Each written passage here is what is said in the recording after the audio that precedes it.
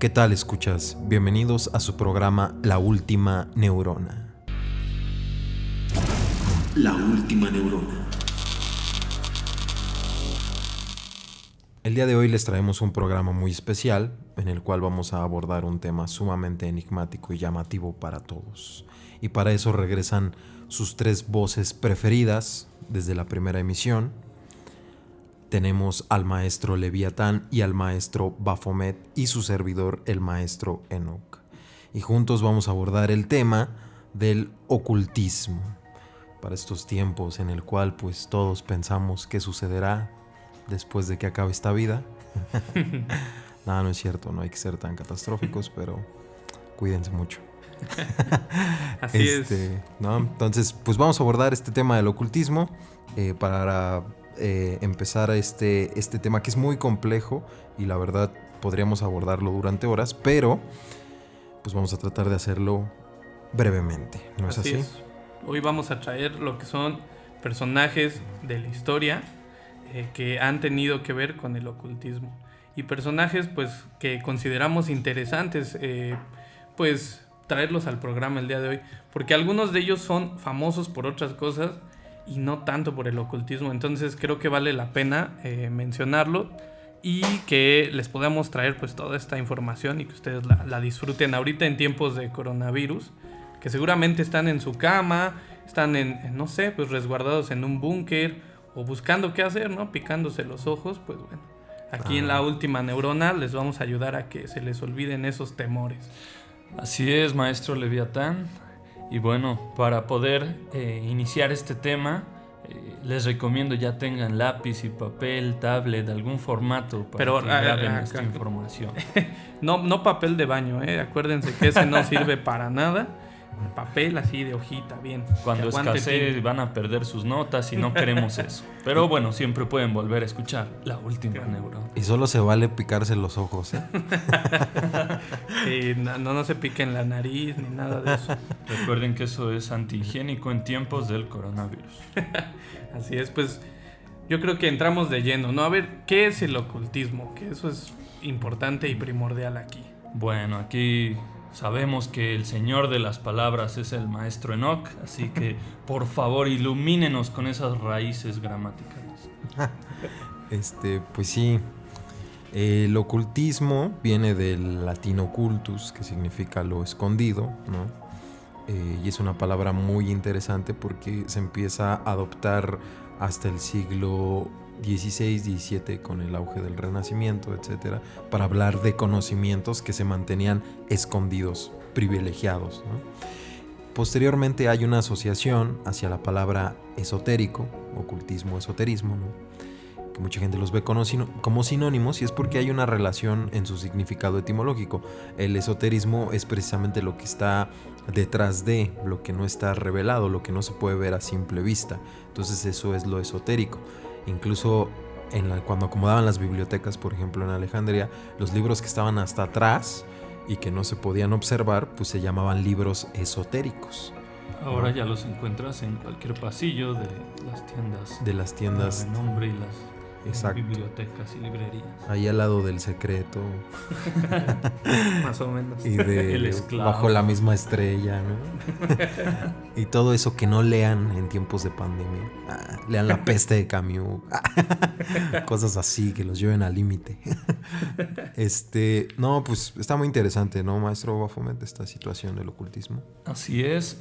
Para dejar un poco más claro este punto del esoterismo, tendríamos que aludir a otra palabra de mucho significado. Les va a aclarar mucho acerca de estas disciplinas ocultas.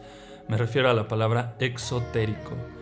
Si no la habían escuchado, bueno, pues prácticamente el conocimiento exotérico es el que está escrito de forma simple y plana, y es lo que se ve, ¿no? Por ejemplo, en tratados de alquimia, en tratados de, por ejemplo, el tarot, la cábala, etcétera, pues vemos la parte exotérica, la que no tiene mayor secreto, que finalmente pues puede parecer a simple vista como algo que no tiene mucho sentido para todas estas disciplinas y pues pura faramalla y charlatanería.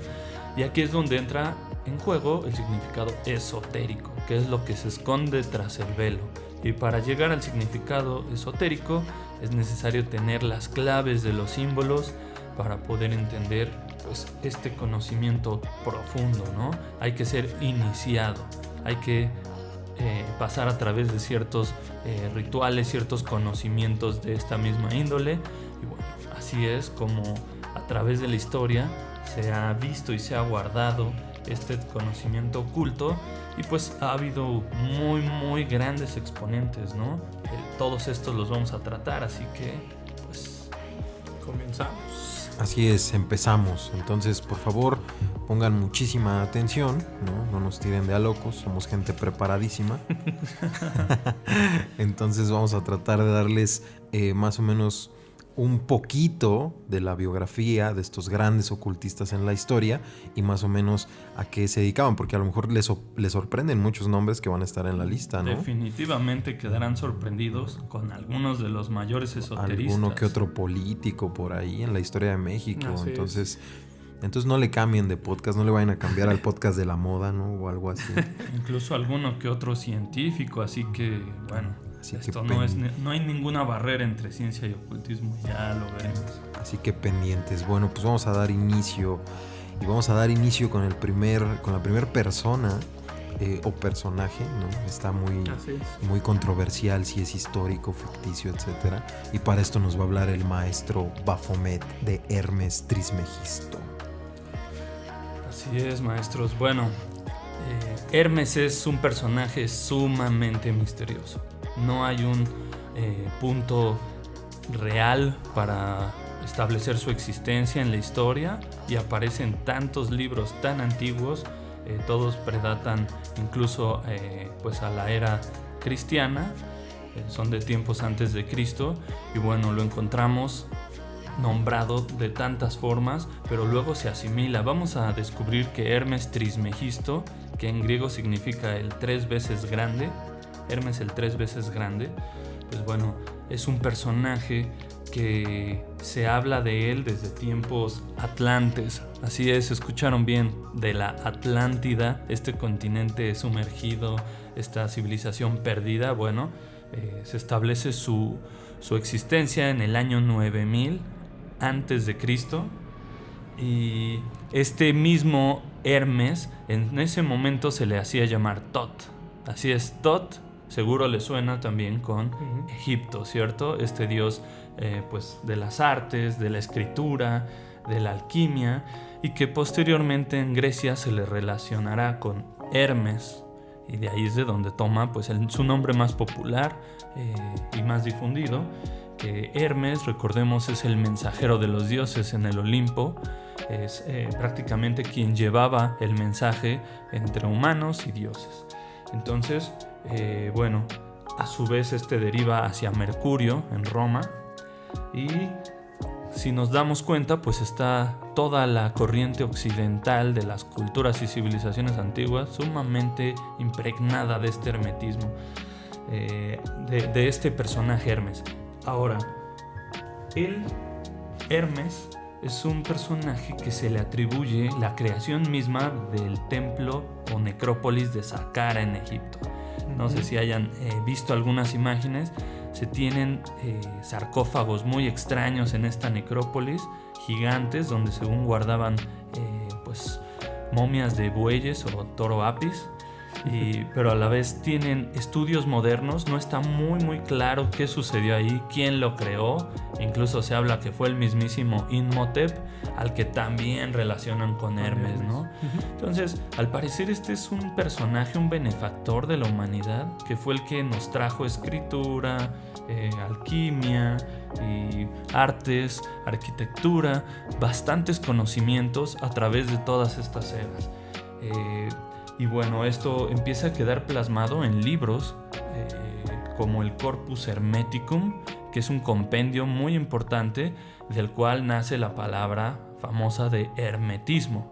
Y este hermetismo pues es un conocimiento velado, un conocimiento de difícil acceso. Solo conociendo todas esas claves del esoterismo se va a poder pues entender, ¿no? Entonces, este corpus hermético es un conjunto de papiros con hechizos y procedimientos para inducción mágica. Este fue estudiado fuertemente y sigue siendo estudiado hasta nuestros días. También hay otro texto llamado la Tábula Sarnandina o Tabla Esmeralda. Seguro muchos estarán familiarizados con esta, este texto, que hay un punto muy importante acerca de la Tabla Esmeralda. Se dice que en él está condensado, resumido todo el arte de la gran obra o la opus magnum de la alquimia, que profundizaremos más adelante. Pero, adivinen quién fue el traductor al inglés de todo su contenido. Ni más ni menos que el mismísimo Isaac Newton. Así es, el de la manzana, el de la gravedad. Y bueno, ahorita vamos a ver de qué forma influyó sobre Newton sus textos. El que murió virgen, ¿no? Dicen. Ajá. Así Sí, es. era muy tímido. Era un chico, el chico tímido le apodamos. Así es. Y bueno, vamos a poder ver que en una de sus obras más conocidas y accesibles de Hermes, que se le atribuyen al menos, que se publica en 1908 ya como un compendio, pues es el libro llamado Kybalión. Seguro algunos lo han visto en librerías, etcétera. Sí, ahí en los puestos de periódicos. Al lado del junto Memín Pingüín. Memín Pingüín y la de 20 o más. Y Así es. No lo desdeñen, por favor. Consíganse una buena edición, Eso una sí. buena traducción. Y aquí les vamos a nombrar lo que contiene. Son 7 principios muy simples, pero muy universales, que según Hermes aplica a toda la realidad. El primero es mentalismo, el todo es mente, el universo es mental. El segundo es correspondencia, como es arriba es abajo, como es adentro es afuera.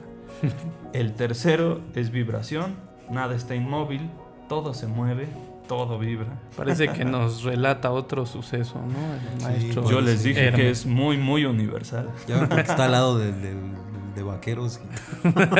Pero este les va a gustar más. Polaridad. Todo es doble, todo tiene 2 polos, todo su par de opuestos. Después viene ritmo. Todo fluye y refluye. Todo tiene sus periodos de avance y retroceso. Todo asciende y desciende y se mueve como un péndulo. Después viene causa-efecto. Y aquí seguro recordaremos de nuevo al gran Isaac Newton. Escuchen esto. Toda causa tiene su efecto, todo efecto tiene su causa. Todo sucede de acuerdo a la ley. La suerte o azar no es más que el nombre que se le da a la ley no reconocida. Hay muchos planos de causalidad, pero nada escapa a la ley. A toda acción corresponde una reacción, ¿cierto? Ujú. Qué La misma interesante. magnitud, pero en sentido inverso. Así es. Tercera ley de Newton. Y por último, Esta sí fue a la prepa, ¿ya ven? A la secu. la séptima ley universal, y con esto terminamos su gran obra de Hermes, que obviamente impregnó a todo el estudio del ocultismo. Ujú. El principio de género, muy, muy controvertido en nuestros días. Pero bueno, aquí dice: el género existe por doquier, todo tiene su principio masculino y femenino, el género se manifiesta en todos los planos, en el plano físico es la sexualidad. Y ahí quedamos con las grandes enseñanzas de Hermes Trismegisto, el 3 veces grande. Y pues si se dan cuenta, esta parte, pues mucho de los grandes principios del Kybalión, pues lo utilizan hoy en el New Age, ¿no? Muchísimas personas, y así podemos ver la parte del secreto y todo esto que ha sido también controvertido porque ha mezclado lo que es ciencia con ocultismo, con maneras del New Age, etcétera, ¿no? Entonces se van a dar cuenta que de los personajes que vamos a estar hablando justamente van a tocar mucho de lo que ya hoy en día se han pirateado otros, ¿no? Entonces, alguien importante que debemos de mencionar y que nos va a ayudar el maestro Enoch para profundizar es Paracelso. Paracelso, ¿no? Paracelsus. Sí, muy importante porque se le considera el padre de la medicina actual. ¿no? Es muy importante. Él era un gran pues, científico, pero a la vez era un alquimista que trascendió muchísimo en ese aspecto. Se llama Paracelso porque el nombre es muy interesante. Había un médico en el siglo I que se llamaba Celso. Entonces, muy importante para el Imperio Romano. Incluso fue de los grandes, ahorita que está tan de moda las pues, epidemias, que acabó con una de las epidemias muy fuertes que dio al Imperio Romano en el siglo I. Bueno, Celso... ¿Cómo acabó con ellas? ¿Con abrazos? Con abrazos e imágenes. Con música como Celso Piña. con abrazos e imágenes, y así es. Bueno, ya no, si no nos van a vetar. Sí, tienes razón. Entonces, Paracelso, significa arriba, ¿no? Entonces se hace llamar Paracelso para decir arriba de Celso. ¿Qué Celsus? Pues el médico que les comentaba del siglo I. De ahí saca su nombre. Bueno, Paracelso pues viene de un origen humilde. Realmente no era una persona adinerada, o para el siglo en el cual se da, que es más o menos el siglo XV, no tiene estas credenciales, ¿no?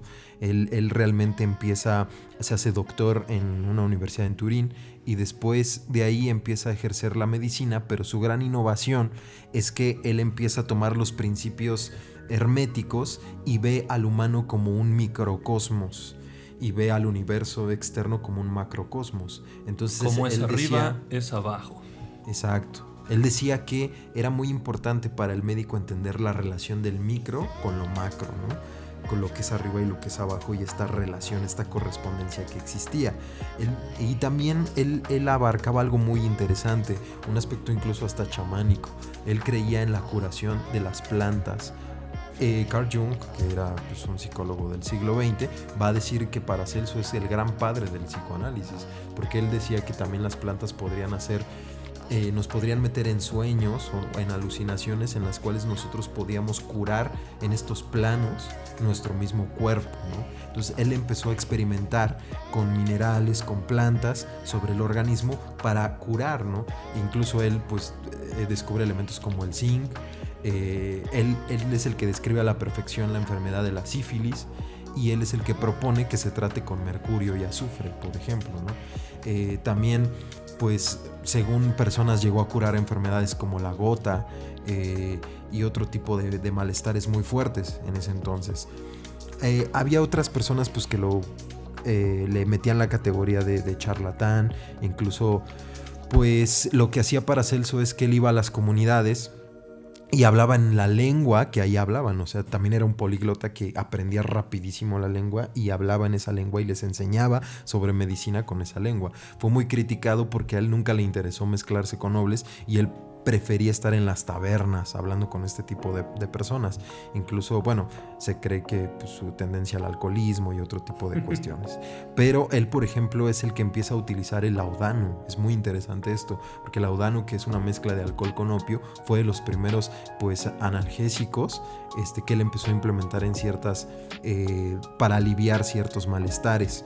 El uso del laudano fue muy interesante en el siglo XIX. Mucha gente lo consumía para aliviar malestares que describe Paracelso en uno de sus libros de medicina más emblemáticos, donde ahí revoluciona totalmente porque critica los postulados de Galeno y de Hipócrates, que eran como los padres de la medicina hasta el siglo XV. Llega Paracelso y empieza a criticar y a decir, él empieza a decir que la alquimia, por ejemplo, no solo es la transformación de la plata y del oro, o sea, transformar ciertos materiales en plata y oro. Él dice que la alquimia es un proceso también de mente, en el cual tú transformas la realidad a través de ciertos estados de conciencia.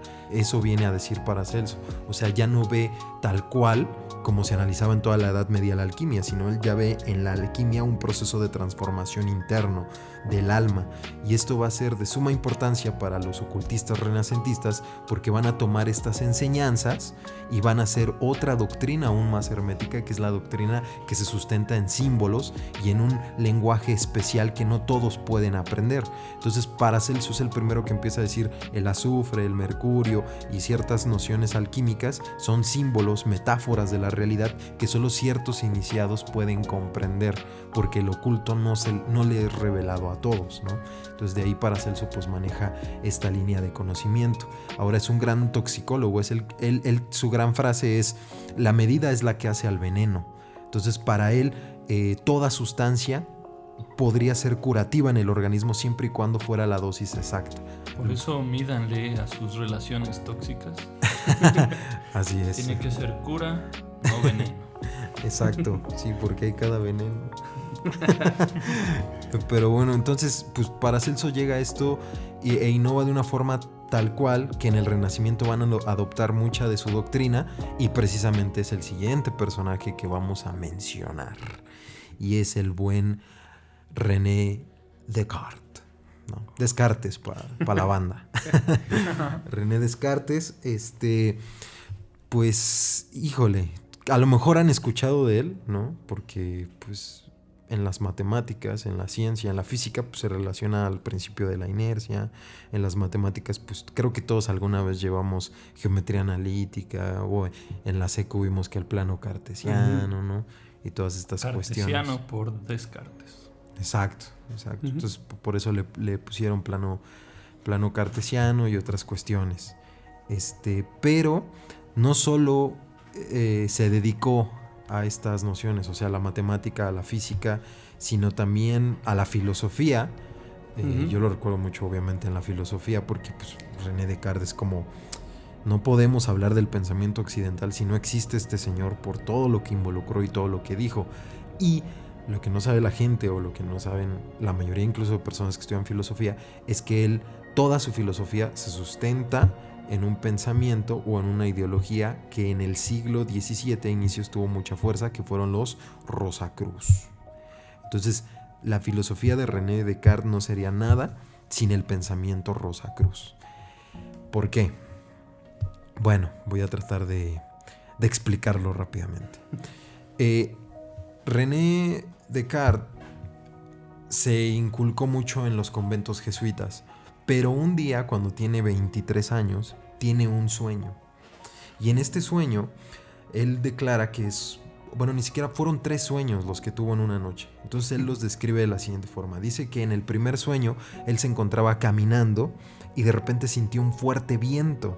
Pero para refugiarse de ese fuerte viento se acercó a una iglesia jesuita. El viento lo arrastraba a esa iglesia, pero él quería moverse. Él decía que quería moverse, pero no podía alejarse de esa iglesia jesuita. Y luego, sumamente extraño, un personaje raro, curioso, se le acerca y le ofrece un melón. Ahorita explico por qué lo del melón, ¿no? Le ofrece un melón, y él lo ve a la distancia y quiere ese melón, pero el viento lo evita y lo acerca a la iglesia esta. Entonces de repente como que despierta, se vuelve a dormir, y ahora sueña que caen ráfagas de fuego sobre su ventana, truenos y ráfagas de fuego. Él dice que observa todos estos elementos, despierta nuevamente, vuelve a dormir, y ahora cuando despierta, lo que observa es despierta en su sueño, está teniendo el tercer sueño.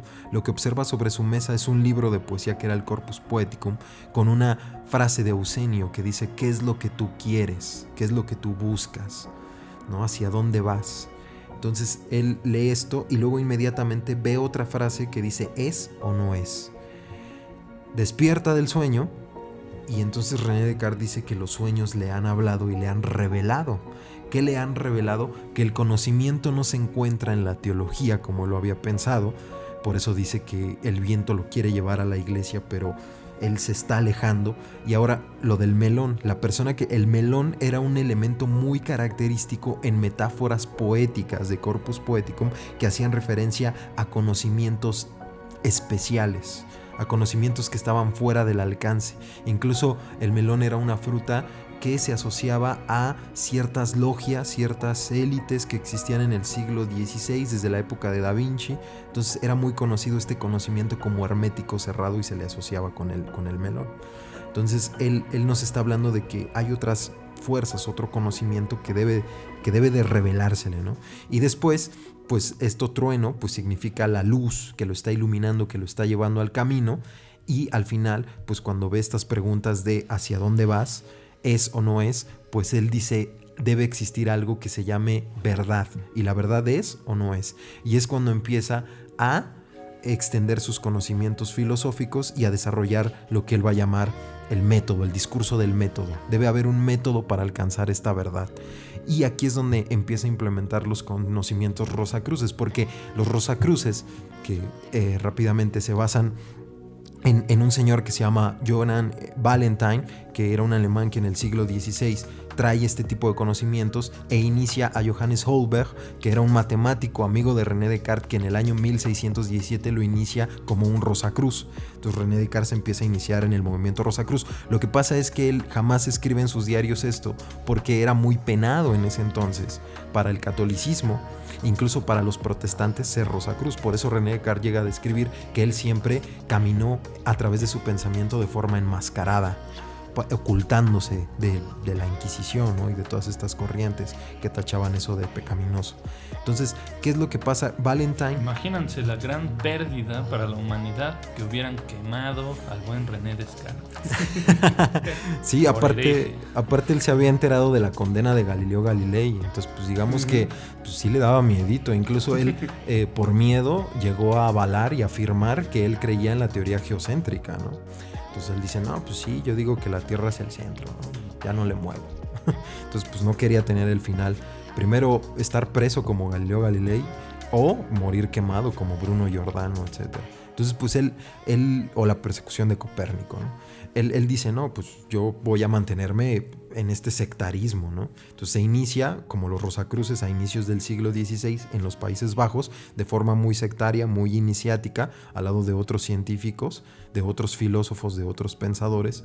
Se cree que desde Pico de la Mirandola y otros renacentistas ya pertenecían a este tipo de organismos, que luego sale a la luz por Valentine, que empieza a publicar tratados, traducciones, y él es el que llega a decir que en el siglo XIV hay un tal Christian Rosenkreuz, que no se sabe, o sea, esto históricamente no está comprobado que existió este personaje, pero Valentine dice, pues sí existe, y él viajó por Arabia, viajó por Asia, y entonces tuvo todo el conocimiento alquímico del antiguo Egipto y lo trajo a los Países Bajos, ¿no? Alemania, Holanda sobre todo, y empezó a impartir su misterio. Este personaje, según dura vivo 106 años, y según la leyenda que crea Valentine, su cuerpo se mantuvo en conservación 150 años, ¿no? Entonces él dice, el problema es que después su cuerpo se evaporó, se fue, y ya nadie lo ha encontrado.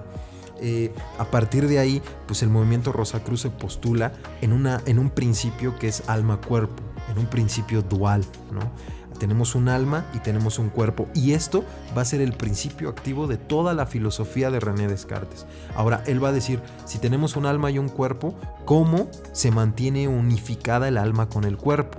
Entonces él va a hablar de la glándula pineal, que es la que mantiene el contacto entre el movimiento inmaterial o esotérico, que es el alma, y el movimiento exotérico, que es lo corporal, lo material.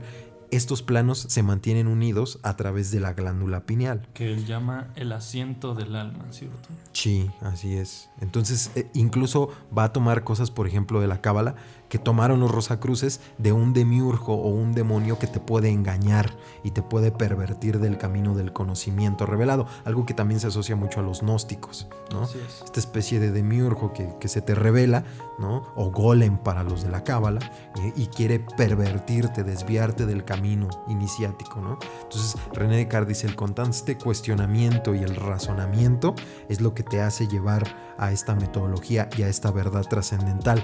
Otra cosa interesante es la negación del mundo material. Por eso René Descartes enfatizaba tanto en que nuestros sentidos nos mienten, que debemos de ir a lo oculto, a lo que no nos revela la experiencia, sino algo que está más allá de lo observable, ¿no? De lo visible.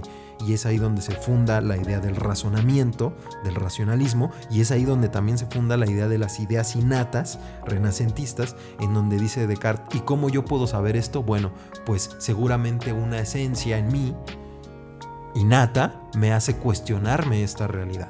Entonces, por una parte tenemos las ideas innatas y el racionalismo que se fundamentan en los preceptos rosacruces. Y eso va a ser muy importante porque René Descartes y su metodología van a revolucionar la ciencia occidental, y a partir de ahí, y es lo curioso, que la rigidez de la ciencia y su metodología se van a inspirar en una idea esotérica, ¿no? Sí. O sea, entonces es la relación. Muchos dicen, ay, es que ¿qué es eso de esoterismo? Bueno, pues eso del esoterismo influyó El inicio de la ciencia. a la ciencia misma. Así como en la alquimia, luego la química se transformó, pues esta metodología de René Descartes de cuestiona, de duda, pues es un principio activo de los rosacruces.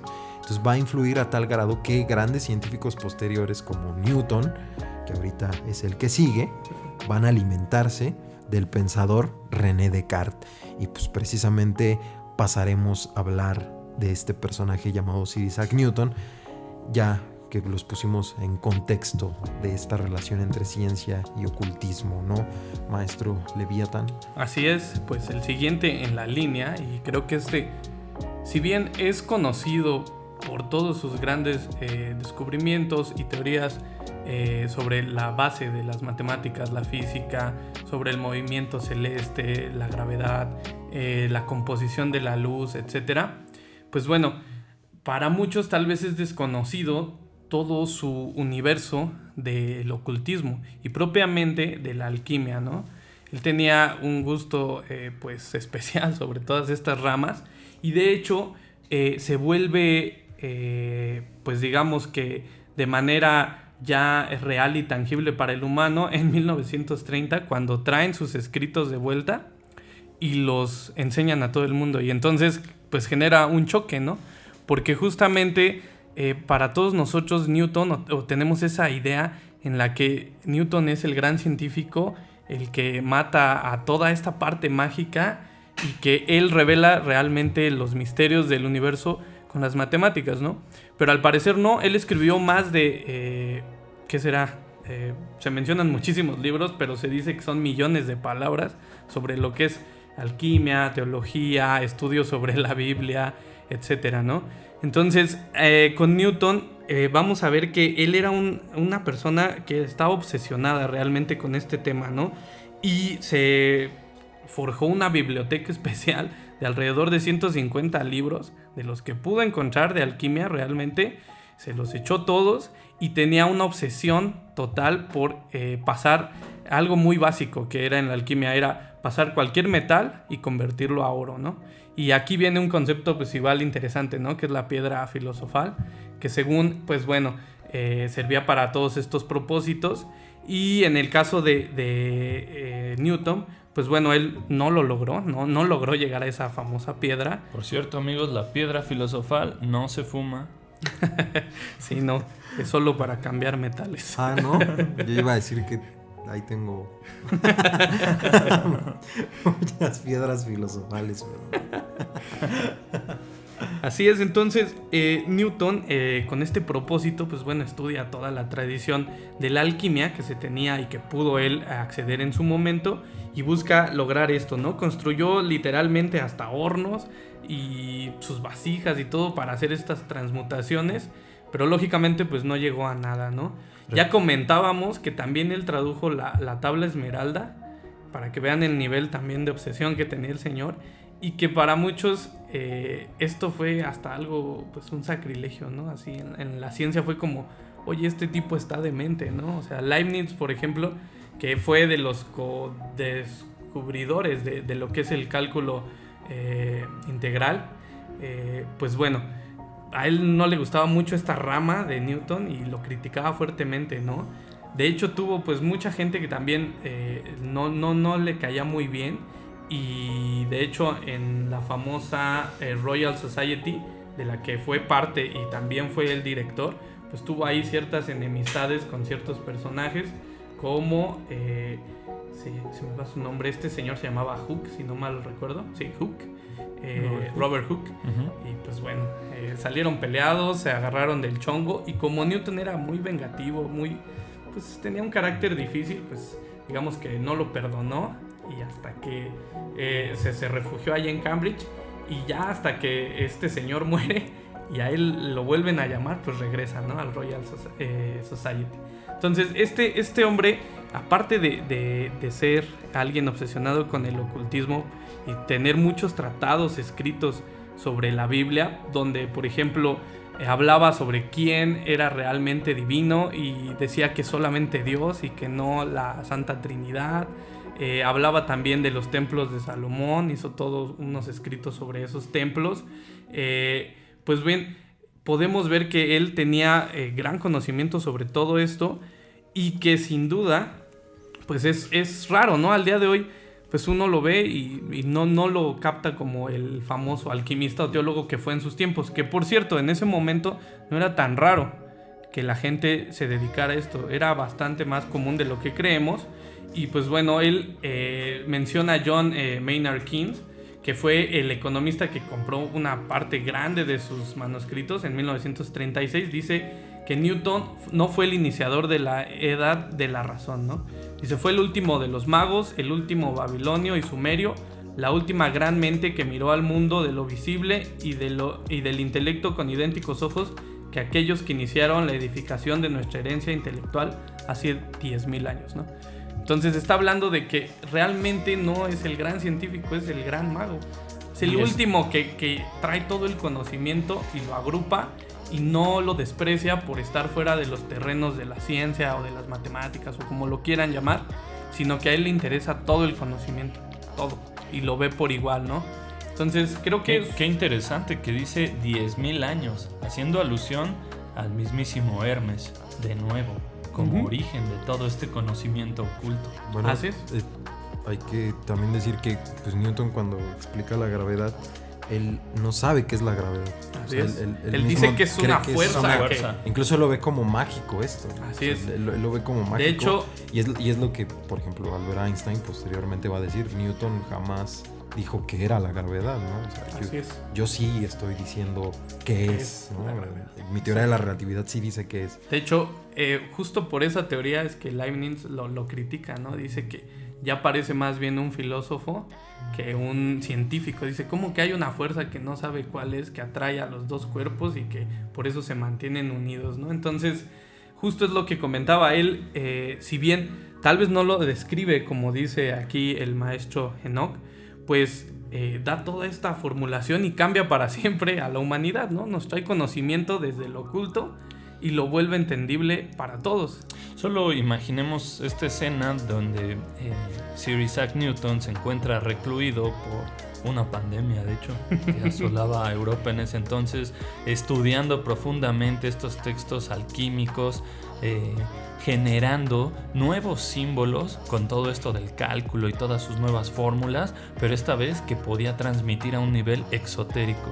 Es como si estuviera generando el nuevo lenguaje para todos los que, bueno, exotérico para quien estudia matemáticas, y no, se quedan igual que leyendo un texto ocultista, ¿cierto? Así Entonces, aquí hay paralelismos muy interesantes, pero a ese nivel se puede empezar a traducir en símbolos la realidad. Lo mismo que ver ecuaciones de no sé, física cuántica, para llevar cohetes al espacio, etcétera, ¿no? Sí, y ya como último dato, digo, no quise abordar mucho lo que era su tema científico, porque creo que lo pueden encontrar donde sea, pero sí les recomiendo, ya están digitalizados todos sus textos, ya los pueden encontrar, ya los pueden revisar y ver todo lo que pues el señor Isaac Newton tenía que decir acerca de estos temas ocultistas. Y ya finalmente, nada más para que vean el nivel de obsesión de este señor, él decía que la próxima venida de Cristo, el segundo Cristo, sería en el 2060. Así que para los que estén jóvenes tal vez lo puedan ver y presenciar si en serio llegue el nuevo Mesías, ¿no? La venida del Señor, ¿no? La segunda, porque esa es la mejor. Entonces, pues este hombre podemos ver que no solo era un gran científico, era un gran pensador, alguien que estaba más que obsesionado con una u otra rama, estaba obsesionado con el aprender y con el conocimiento. Entonces desbordó por todos lados eso, y me parece muy importante. Si quieren conocer más, pues ya saben, hay millones de páginas, videos donde pueden profundizar muy bien en este tema. Y esto nos lleva a otro de los grandes personajes del ocultismo. Y esta vez, y para que no digan que no hay equidad de género, porque aquí la hay, vamos a presentar a alguien que es muy importante y se llama, o se apellida, Blavatsky. Y el maestro Baphomet nos va a explicar un poco más de esta persona. Así es, maestro Leviatán. Bueno, pues todos seguramente conocen o les suena este nombre, Madame Blavatsky, cuyo nombre real es Yelena Petrovna von Hahn. Y bueno, el apellido Blavatsky lo recibe hasta que se casa por primera vez y luego huye porque pues ella se dice que, algunos dicen que siempre fue virgen y que pues se aburrían mucho en su relación y mejor se fue a viajar por el mundo. Y así es, Madame Blavatsky o Elena Petrovna Blavatsky fue una mujer que pues es descendiente de alemanes y rusos, por su parte materna de rusos, por la parte paterna alemanes, y pues también pertenecía a la nobleza rusa. Entonces pues muy adinerada, después de su primer matrimonio pues todavía más adinerada, decide viajar y aprender. Siempre fue una autodidacta y con una gran ansiedad por el conocimiento, por aumentarlo, por dilucidar la realidad. Entonces, bueno, ella empieza a través de viajes a Grecia, Turquía, Londres, Estados Unidos, México, Sudamérica o lugares tan exóticos como Java, India, Tíbet. Bueno, ella dentro de todos estos viajes conoce personajes muy interesantes y empieza a aumentar la cantidad de textos ocultistas, pero esta vez desde otra óptica. Al momento estamos hablando de una tradición occidental muy ligada a las civilizaciones que tenían de este lado del charco, ¿no? Griegos, egipcios, bueno, toda la parte judio-cristiana y de la que pues se ha trabajado por años durante el medievo, después por Descartes, después por Newton y otros personajes, pero Blavatsky termina prácticamente la tarea.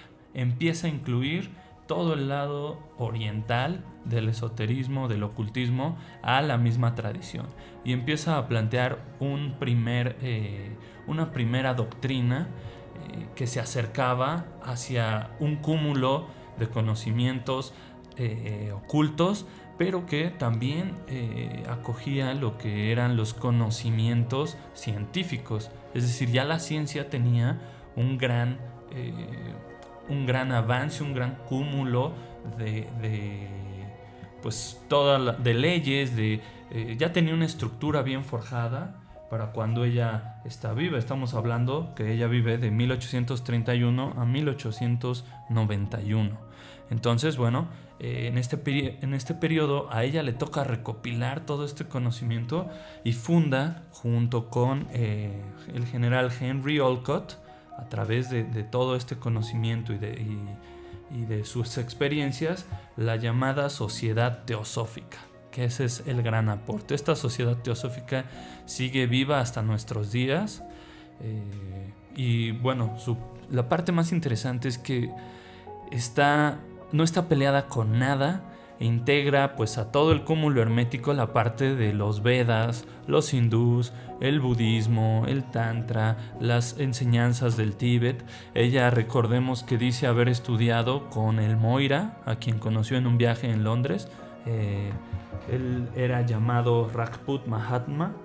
Y bueno, a través de su guía, ella descubre templos especiales, textos especiales y tiene acceso a este conocimiento que después completará ella tenía una fascinación por el Tíbet, que era pues bastante ajeno a toda la experiencia pues occidental, y en algún punto conoce al maestro Kuthumi, quien por fin le da entrada a Tíbet, y pues ella profundiza en todo este conocimiento. Ahora, ya fundada la Sociedad Teosófica, en ella estudian pues ciencia y espiritualidad como grandes mancuernas, y por primera vez no se desdeña ningún espectro de conocimiento pues del plano existencial humano. Entonces vamos a ver cómo todas estas ideas propuestas empiezan a tener pues mucho impacto en la sociedad que hoy conocemos, en la misma formación del New Age y en algunos de los personajes que fueron los pues quienes tuvieron un papel determinante en el siglo XX. Por ejemplo, bueno, a través de sus obras Isis sin velo, La doctrina secreta, Por las grutas y selvas del Indostán, La clave de la teosofía, El país de las montañas azules, su glosario teosófico, Origen del ritual en la iglesia, en la masonería y las estancias del Xian, principalmente, bueno, influyen a una cantidad de personas pues muy amplio, que van desde, por ejemplo, el escritor de horror cósmico Howard Phillips Lovecraft, con sus ideas pues ya de horrores cósmicos y a ciertas amenazas ya en un pensamiento mucho más universal. Influye a Mahatma Gandhi, influye a todo el nazismo, incluso a Adolf Hitler, a través de lo que era pues la sociedad Thule-Gesellschaft ocultista, fundada por Rudolf von Sebottendorf, que después pues ahí influirá en todo el partido nazi y las ideas tecno-ocultistas, de las que seguro muchos han escuchado hablar: expediciones nazis a la Antártida, expediciones nazis al desierto de Gobi, al Tíbet, a Brasil. Bueno, todo esto tiene una razón de estar buscando poder en el conocimiento oculto, en reliquias ocultas. Todo esto es alimentado y exacerbado, ya que Madame Blavatsky escribía pues de una forma en la que empiezan a aparecer pues elementos extraterrestres, elementos antiguos, de dioses, de humanidades, de las razas raíz de la humanidad. O sea, ya nos cuenta una versión bastante viajada y sci-fi, pero que obviamente estamos hablando de conocimiento ocultista y hay que tener la llave.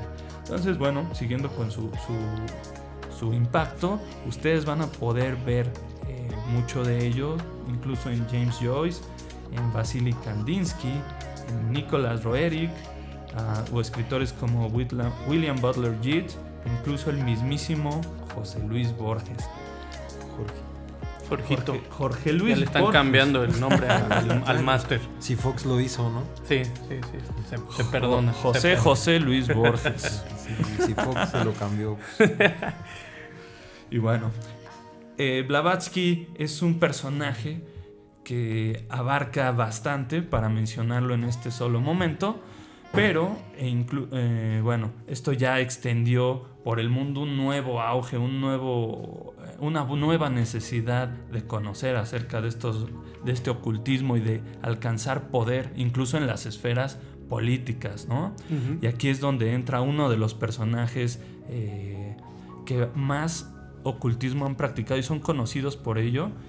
Estoy hablando de uno de nuestros presidentes de México, y este es Francisco Madero. Maestro Leviatán, por favor, ayúdenos a entender esta faceta no tan conocida de Madero. Sí, pues Francisco I. Madero, como ya sabemos y ya se mencionó, presidente de pues, lo que podríamos decir un México pues guerrillero del momento, de 1911 a 1913.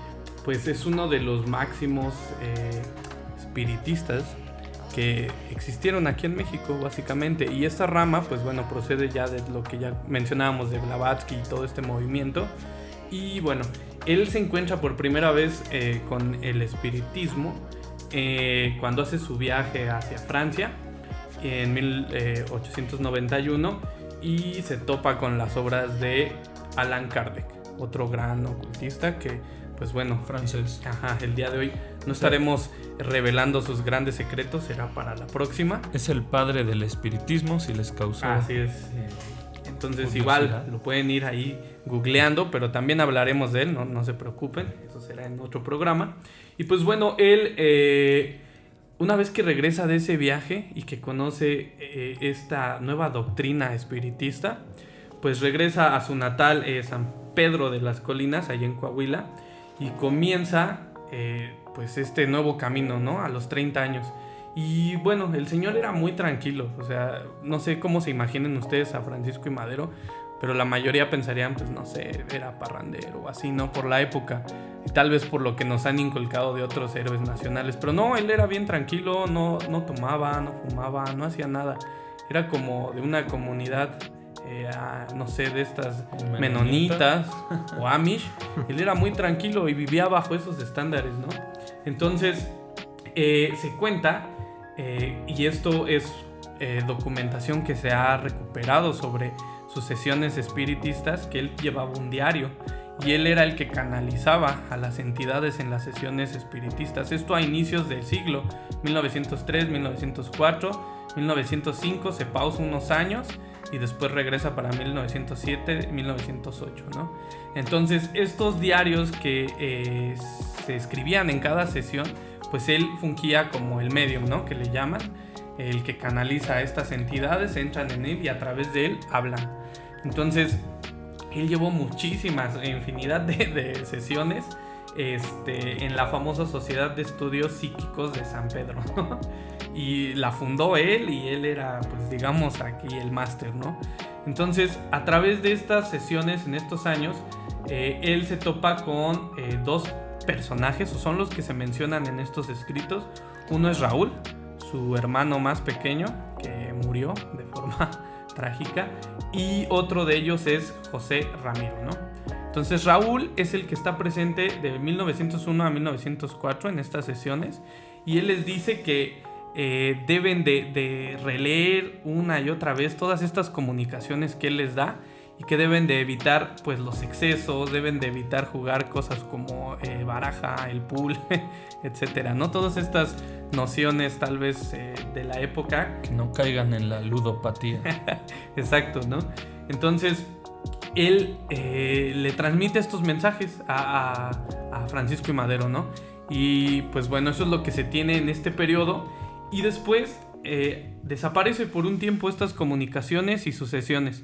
Ya para 1907 comienza de nuevo estas sesiones espiritistas, y en los diarios se señala que en esta vez va a estar tomando pues posesión de su cuerpo el ente llamado José Ramiro, ¿no? Y él en las comunicaciones le revela a Madero que debe de comenzar esta gran cruzada democrática y buscar salvar al país, ¿no? Entonces Madero de hecho relata que él básicamente no tenía la idea de lo que hizo, ¿no? Pero que esta entidad que lo contacta es quien le revela y le dice que su destino es hacer esta cruzada y llevar a México a ser libre, y que haya democracia y que todos seamos iguales y que haya equidad, etcétera, ¿no? Grandes conceptos, pero es interesante que a través de esto él se haya lanzado en esta persecución de ideas que le llegaron por esta entidad llamada José, Maestro, y haya cambiado totalmente la historia, ¿no? De México, o sea. Maestro Leviatán, qué interesante y qué diferente versión a la que me enseñaron en mis libros de la SEP.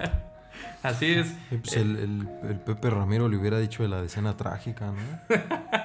No le avisó el final. Yo creo que si no se echaba para atrás, sí, iba a decir, pues no, a mí no me van a fusilar. Y te van a plomear, mijo, atrás de Lecumberri. Ahí atrás de Lecumberri, en lo oscurito. Pero sí, justamente, entonces, realmente se tiene registros reales que se pueda datar y tú puedas verificar. Es de 1901 a 1908, nada más. De lo que se tiene que Madero realmente presenció y narró y escribió, ¿no? De lo demás, pues bueno, existe muchísimo. Se le atribuyó, pues por su corto periodo de presidente, todos estos ideas de que era una persona que se dedicaba a la magia, a lo oculto, a la brujería. Se dice que en el castillo de Chapultepec, en el calabozo, es donde hacía sus sesiones espiritistas. Así es. Y muchos dicen eso, pero no hay pruebas, ¿no? Al día de hoy que nos revelen como estas, que sí tuvo esas sesiones. Lógicamente, al seguir esa doctrina, pues yo creo que sí seguía haciendo eso. También introdujo a Pino Suárez, de hecho, a todo este mundo. Y pues Pino Suárez fascinado, ¿no? Porque el es muy interesante. Exactamente. El vicepresidente en el periodo de Madero. Así es. Y aquí en la capital, su hermano fue uno de los fundadores de los grandes, pues digamos, grupos espiritistas que hubo en México, y también por eso se le atribuía que él seguía manejando a todos, ¿no? Así muy a las Salinas, desde atrás, con su mano, él manipulaba estos grupos espiritistas. Pero bueno, básicamente podemos ver que es bien importante, ¿no? O sea, el ocultismo y todas estas ramas han estado presentes en la humanidad y han generado cambios, han traído cosas al hombre. No simplemente han sido algo que pues, está en la ficción, ¿no? Al final del día, tanto Newton, Descartes, Paracelso, si existió o no, Hermes, Blavatsky, todos han hecho un cúmulo de información y ese cúmulo ha generado cambios, ¿no? Entonces yo no lo pondría tal vez como algo tan descabellado el ocultismo. Yo creo que más bien sí tiene su parte interesante y pues bueno, esto da pie a uno de nuestros siguientes personajes que también es muy importante y creo que aquí pues nos van a narrar sobre el señor Mathers. Así es, MacGregor Mathers, que pues ese no era su nombre real, su nombre real era Sidney Mathers, pero el MacGregor pues se lo agrega porque él creía que era de un alto linaje divino escocés. Es lo que te iba a decir. Entonces escocés. Tenía como esta idea él. O sea que McDonald's también es... El Mac. Y las McPatatas. Y las de McPatatas. los dioses de la hamburguesa. Así es. Pero sí, es interesante lo que mencionaba, ¿no? O sea, toda esta tradición que viene, incluso desde Juárez, ¿no? También. Pero bueno, esta idea va a tomar mucho auge a finales del siglo XIX, que es precisamente cuando se desarrolla MacGregor Mathers. Él nace en 1854, muere en 1918, que por cierto, según Dion Fortune, que era uno de los iniciados, él llega a decir que Mathers muere en la pandemia de la fiebre española. Entonces, cuidado. No, ya hablamos mucho de pandemias y Sí, todas estas creo cosas. que ya alguien tosió por allá. Ya se escucha.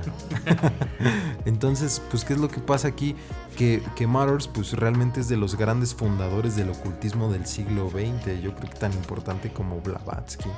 Es de suma importancia porque él hace una de las órdenes más emblemáticas en toda Europa, que es la famosa Golden Dawn, ¿no? O la aurora dorada. La gracia de la aurora dorada, que va a ser muy emblemática. Era muy hermética, pero dejó ese hermetismo hasta que Aleister Crowley se separa del grupo y adrede en la revista Equinox empieza a publicar los rituales que hacía MacGregor Mathers, porque bueno, Crowley le gustaba bastante hacer enojar a la gente. Entonces profanar. Andar ahí, entonces publica estos rituales y es ahí donde a Crowley pues lo odian muchos integrantes de esta orden muy importantes, como ya mencionaron hace rato a Butler Yeats, escritor irlandés, que va a tener un fuerte odio a Crowley por haber hecho esta situación. Fernando Pessoa, un escritor portugués, que también va a generar ahí unas problemáticas con Crowley. A esta orden también pertenecía H.G. Wells, el escritor, pues, el de este libro de la Guerra de los Mundos, ¿no? Tan emblemático. Y también pertenecía a esta orden otros personajes como Bram Stoker, el escritor de Drácula. Entonces, pues ahí en esa logia, pues sí estaba muy fuerte gente del ámbito cultural, pues pertenecía a esta orden, ¿no? ¿Qué es lo que hace MacGregor Mathers? Pues MacGregor Mathers se alimenta de la ideología que hace rato les comentaba con Descartes, que era los Rosacruces. Entonces él incluso los símbolos rosacruces los adapta a ciertos rituales. Él, por ejemplo, habla de un ritual en un libro que se llama Abraham Melin el Mago. Abraham Melin el Mago para MacGregor Mathers fue el que inició a Abraham y a los antiguos magos, como él les llamaba, como Enoch, como Abraham. Entonces Abraham Melin les da una serie de iniciaciones para el control demoníaco, porque para MacGregor Mathers y en sus traducciones, John Dee es el verdadero ideólogo de los Rosacruces, y John Dee pues manejaba lo que era el lenguaje enoquiano, que era el lenguaje de comunicación con los demonios y con los ángeles. Todo esto va a inspirar muchísimo a la magia o Magic Chaos que va a postular a Aleister Crowley. Entonces Aleister Crowley, que más adelante hablaremos un programa especial de este señor porque es muy importante, ¿no? Para la cultura y el ocultismo del siglo XX. Entonces se alimenta Crowley de todo lo que le dio su maestro MacGregor Matters. MacGregor Matters pues era un tipo bastante inteligente que sabía latín, sabía sueco, sabía alemán, sabía ruso, sabía griego antiguo, sabía copto y sabía hebreo. Entonces todas estas lenguas las dominaba y él hace traducciones de libros, aunque muchos filólogos pues van a criticarlo y van a decir que estas traducciones pues él las utilizó a su, ¿no? pues sí, las utilizó a su conveniencia para, de acuerdo a su orden y a sus ideas que él tenía. Aquí dice que todos se tienen que quitar las ropas, ¿no? Sí, algo así. Primera regla. Vamos a empezar los rituales de mi club. Porque aquí lo dice. Entonces sí, pues era algo que él... Y eso es una de las cosas que le criticó Crowley, por ejemplo, ¿no? Que era otro cuate que era igual políglota y decía, no, pues eso no dice aquí, no estés choreando a la banda. Entonces, pues MacGregor Matters se casó con esta Mia Bergson, o Mia Matters, que después va a adoptar su apellido. Ella fue una ocultista muy importante, esposa de este MacGregor, y ella va a dar inicio a otra logia que va a fundar, que es la logia de la Aurora Dorada, Rosacruz, Alfa Beta.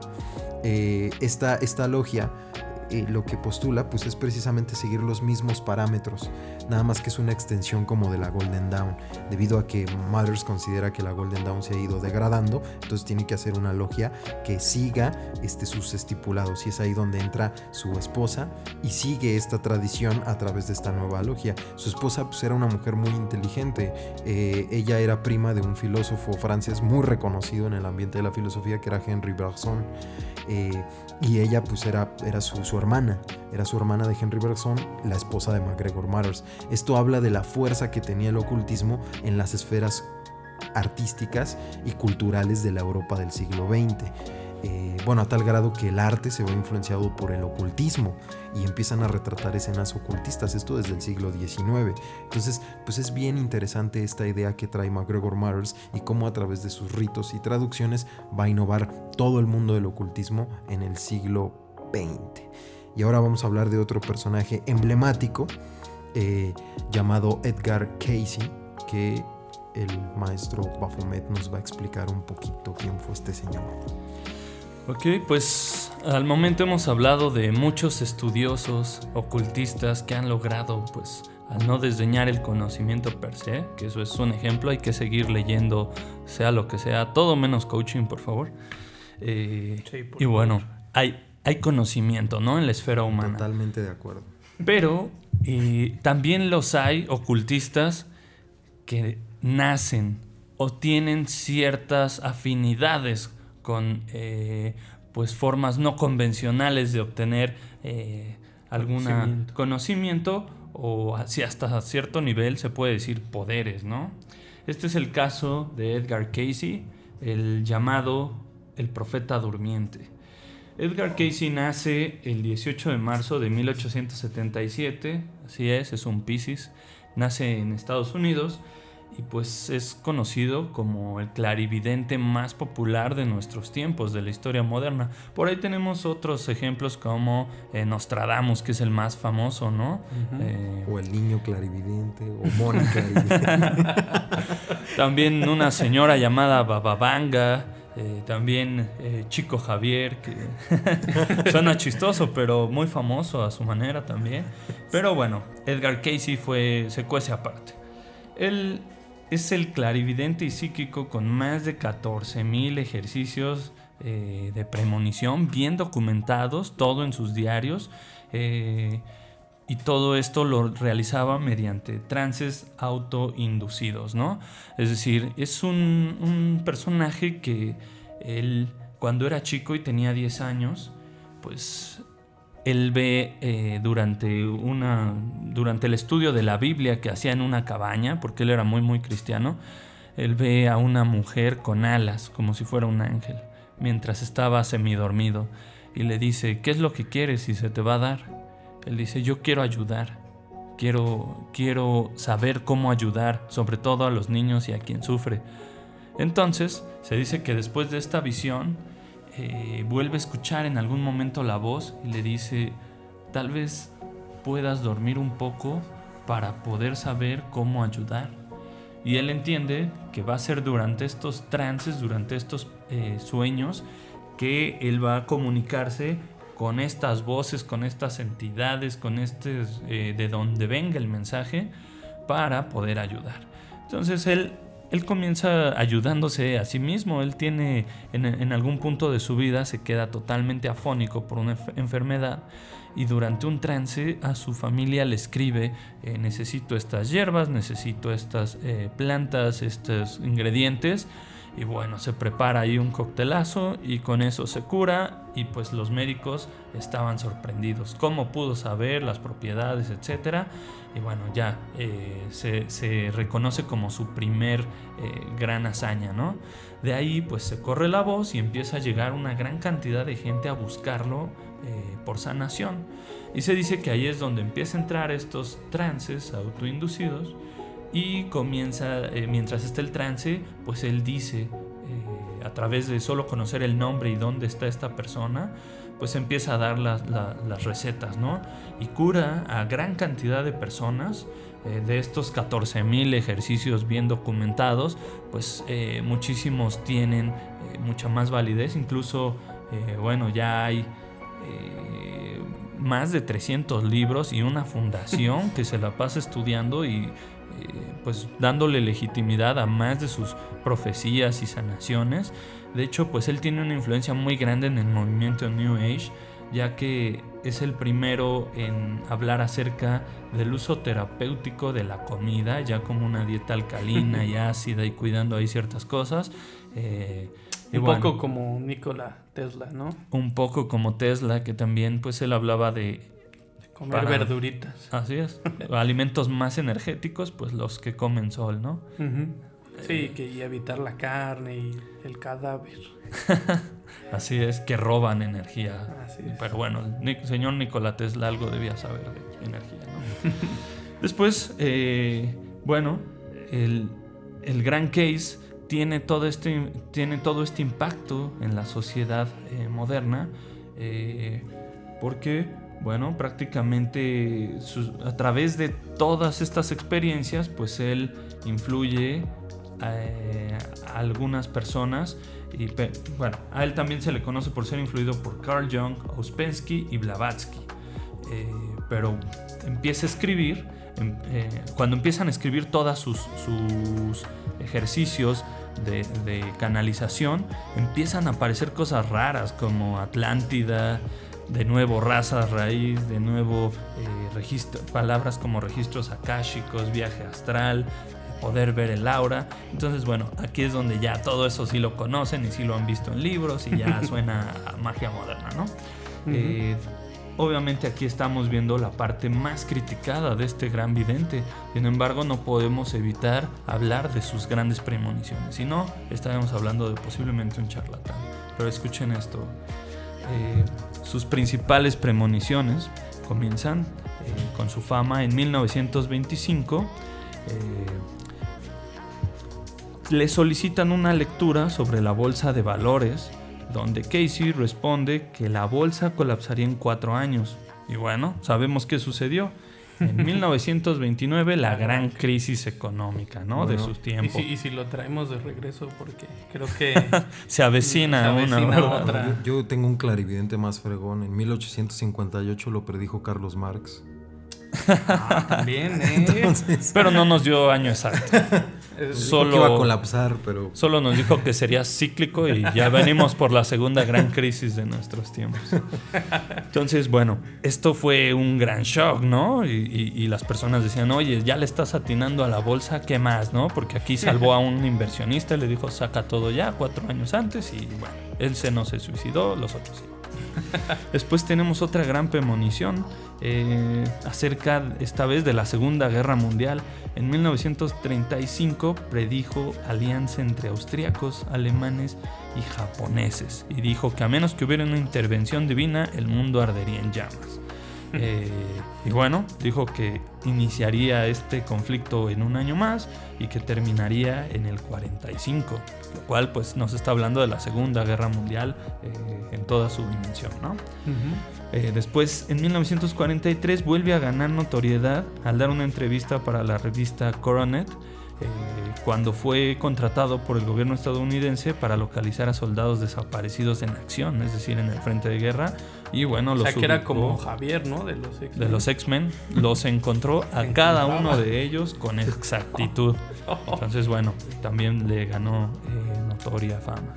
Después, se dice que incluso predijo la muerte de Kennedy, que dice, bueno, el segundo presidente que morirá en su mandato será aquel que lleve al mundo a un cambio, y que si no cambia ese mundo, se hará la ley de la calle. Y bueno, sabemos que Kennedy muere y pues estalla el movimiento por los derechos civiles, que es este cambio, ¿no? Para evitar esa ley de la calle o pues la anarquía total.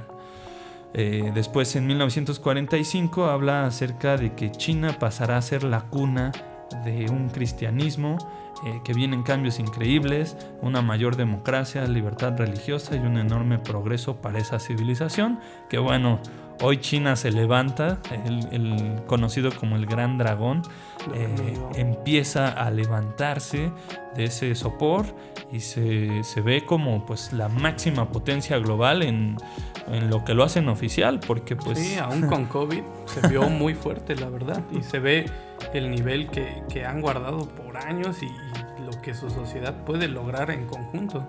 Totalmente, como producir millones de iPhones en un solo año. Después tenemos algunas otras predicciones. Bueno, una muy sonada era, aquí sí le falló, pero a todos los puso a temblar. El presidente número 44 de Estados Unidos va a ser negro, así le llamaba, el presidente negro. También Michel de Nostradamus habló acerca de él. Bueno, sí fue negro, sí le atinó, pero decía que él sería el que apretaría el gatillo nuclear, lo cual afortunadamente no pasó. Pues igual y se reelige, ¿no? Y se aprieta el gatillo en algún momento, o le dice quítate Trump y tras, ¿no? Ahí que se lancen los misiles. Y bueno, esto es parte de lo que todavía sigue pues vivo acerca de sus predicciones. Y hay algunas otras de corte pues más hacia civilizaciones antiguas, donde dice que se encontrará una ciudad de oro en el desierto de Gobi, un gran templo, y se sigue esperando, donde dice que se encontrarán los registros de la Atlántida y bajo la pata de la Esfinge. Y también dice que va a haber partes de las ruinas de la Atlántida en Bermudas, y aquí se encontró lo que llaman el camino de Bimini, cerca de Bermudas, efectivamente. Y bueno, al día de hoy no hay una explicación fehaciente. Entonces, bueno, ese fue el gran Edgar Cayce, que pues, aunque no estudió más que se dice la primaria, él ya traía poderes natos, que seguro nos los explicarán en un futuro cómo operaban los ocultistas cuánticos y cosas de este estilo. Pero ahora toca el turno del último de los personajes que se han orientado hacia el ocultismo en nuestros tiempos, y esta vez es un músico, el gran Jimmy Page. Maestro Leviatán. Así es, Jimmy Page, todos lo conocemos, y los que no, pues vayan y búsquenlo, porque es un gran músico, es el emblema de una de las bandas más importantes de la historia del rock. Estamos hablando de Led Zeppelin. Él es el fundador, como ya sabemos, es un músico pues que trajo toda una revolución a esto que era el rock. Y pues bueno, él, dentro de sus grandes gustos y hobbies estaba el ocultismo, ¿no? Jimmy Page, pues se podría decir que era una persona muy común y corriente. O sea, crece en Middlesex, allá en Inglaterra, en una familia pues que tenía dinero, que no le iba mal, y que a la vez pues estuvo enclaustrado mucho tiempo en su casa porque él padecía mucho las enfermedades, ¿no? Entonces era un niño débil, y debido a eso pues empieza su carrera en la música, empieza a aprender lo que es la guitarra clásica, un poco de flamenco, y pues ya todos conocemos que él forjó toda una gran carrera y básicamente caminó, como dicen, con los gigantes a través de esta tierra con Led Zeppelin, ¿no? Entonces él formó parte también de los Yardbirds, que ya conocemos. Tiene amigos igual muy importantes, como es Jeff Beck desde la niñez, con el que pues también tuvo estos jams que le llaman en la música y con el que también creció hablando de este tema musical. Y pues bueno, una vez llegado su momento en Led Zeppelin es cuando este personaje comienza a generar interés por el ocultismo. Comienza, podríamos decir, y se data más o menos en el año de 1970, que realmente empieza a tener esta afinidad, y comienza con alguien que es pues totalmente esencial y que hablaremos de él en uno de nuestros programas, que es Aleister Crowley, ¿no? Entonces él se empieza a guiar justo por su libro del Telema, y empieza a adentrarse a este mundo, ¿no? Que le empieza a llamar la atención, empieza a generar interés y empieza a consumir y a devorar todo lo que Aleister Crowley pues ya había dicho y había escrito y tenía pues oculto, o no tanto, porque así lo encontró Jimmy Page. Y pues bueno, se menciona mucho de este Jimmy, que él, llegado el tercer disco, fueron muy criticados, ¿no? Y decían que no tenían identidad y que sus portadas eran una pues cosa muy común, que nada más les ponían Led Zeppelin 1, 2 y 3 y ya estuvo.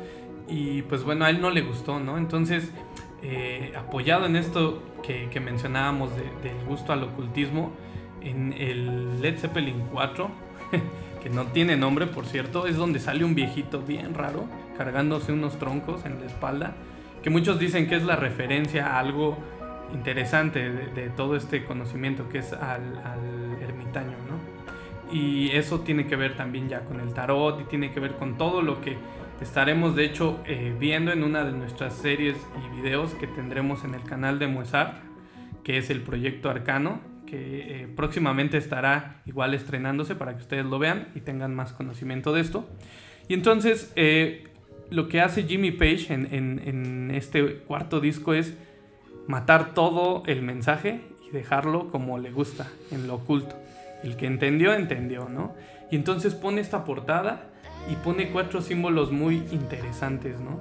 Cada símbolo representa a un miembro de la banda. Y es muy famoso que este disco pues comenzó con toda esta idea de que Jimmy Page era un mago y que Jimmy Page era ocultista y que Jimmy Page bla bla bla, que si escuchabas Stairway to Heaven al revés decía que pues ahí Satán te iba a ayudar, pactos con el diablo y música otra vez. Entonces, y es un tema recurrente, ¿no? Esto del músico y el diablo y el crossroads, por ejemplo, Paganini. Desde Paganini, se arrastra, ¿no? Entonces Jimmy Page pues se dice que comenzó sus estudios, se iba él realmente solo, literalmente a ciertas islas, a sus casas que tenía en diferentes países, y pues ahí vivía y se ponía a componer, a crear nueva música, pero no música tan tradicional, ¿no? Le gustaba experimentar mucho, tenía ciertos instrumentos pues diferentes, que de hecho si ustedes ven el The Song Remain the Same, cuando aparece Jimmy Page, pues sale con un como organillo extraño que está tocando ahí frente a su laguito que tiene en su casa y le brillan los ojos, ¿no? Así medio como Michael Jackson en Thriller. Como en Thriller, ¿no? Es otra onda este señor, ¿no?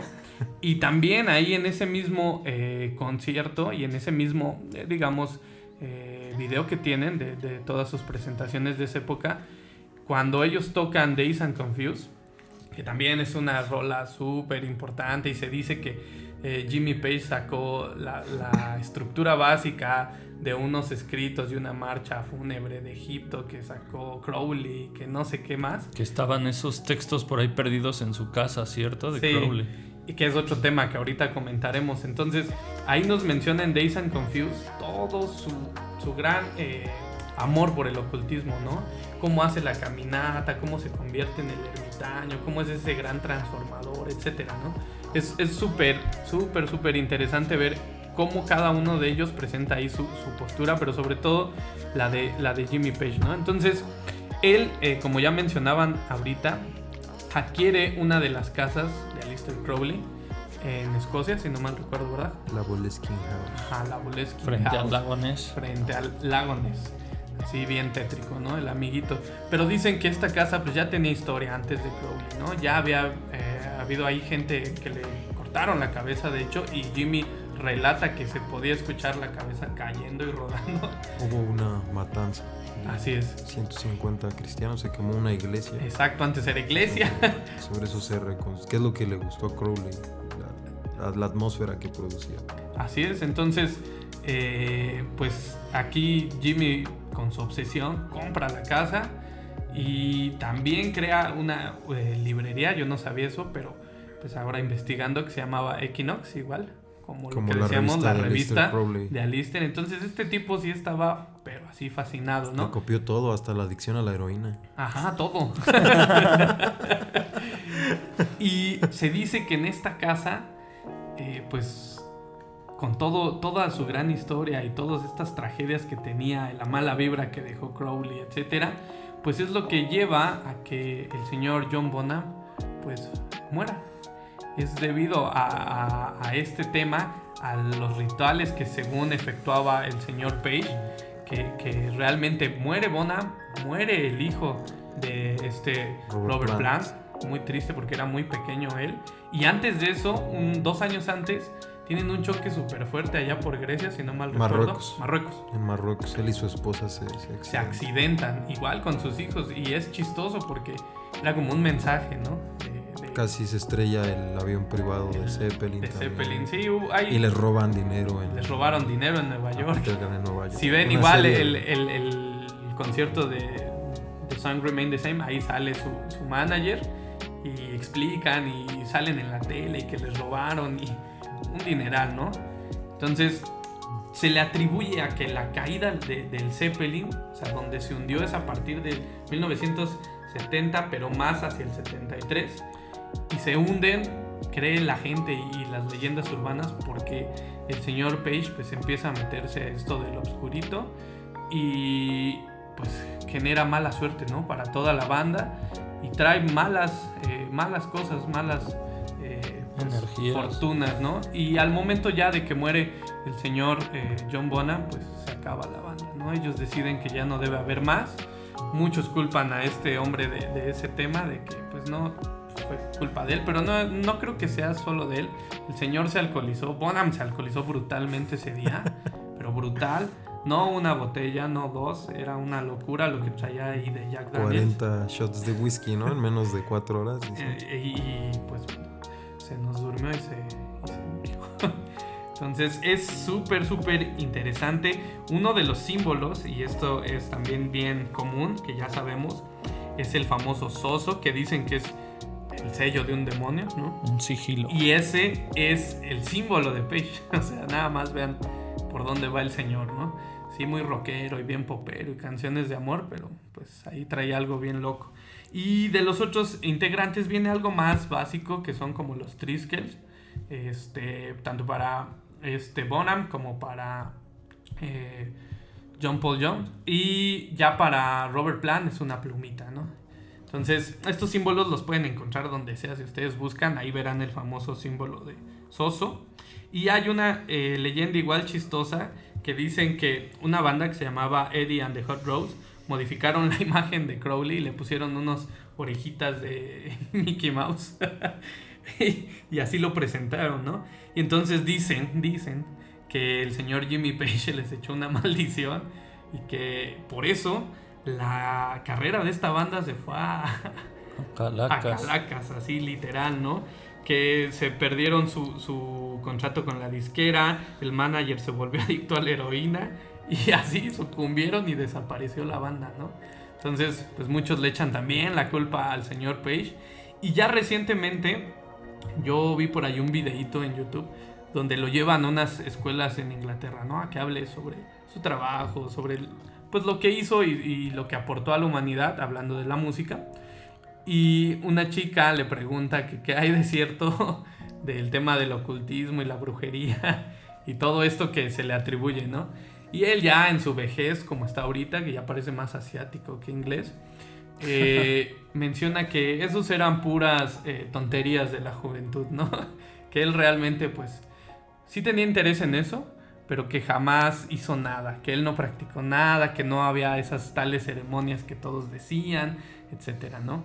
Pero pues bueno, eso ya quedará en la conciencia del señor Jimmy Page, y pues es algo interesante, ¿no? Que como vemos, empezamos en el 10.000, dicen, antes de Cristo, y llegamos ya hasta el siglo XX, y esto del ocultismo se mantiene, ¿no? Entonces siempre ha intrigado a la humanidad, siempre nos ha generado pues esa gusto, tal vez, o esa pasión por aprender de eso que desconocemos o que no podemos explicar, y para eso está el ocultismo. Creo que es la rama en la que muchos también hemos caído, hasta cuando dices, oh no, los fantasmas, oh no, la magia, o lo que me digas, ¿no? La santería, etcétera. Los sueños. Los sueños, El amarre. El amarre, y te voy a aventar ahí mis plátanos en los dinamos con un listón rojo.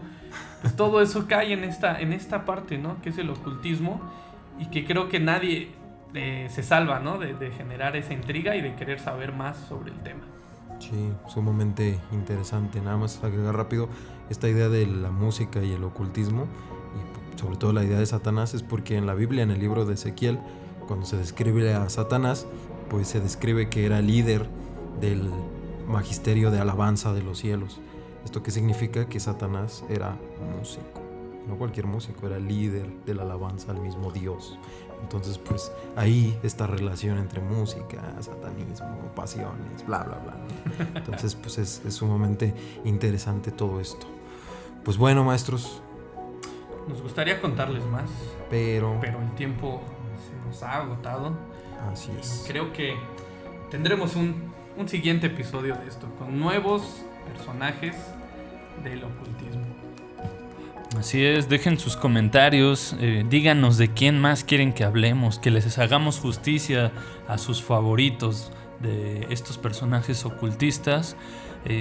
También si quieren que hablemos de alguna disciplina ocultista en particular, en mi muy particular punto de interés está, por ejemplo, todo el nazismo y el ocultismo, los brujos del poder. Bueno, ese sería un buen tema, ¿no? Porque también, si les interesa, ya mencionaron aquí la frase, muchísimos políticos han tenido a sus brujos de cabecera, ¿no?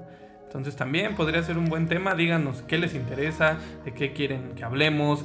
No importa si no es de este tema, de otra cosa. Ustedes díganos y nosotros estamos aquí para pasarles ese conocimiento.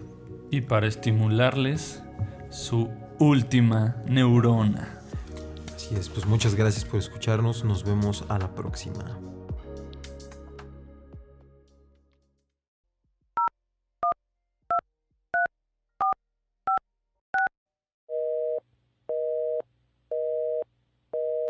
Hello, no one is available to take your call. Please leave a message after the tone. La última neurona.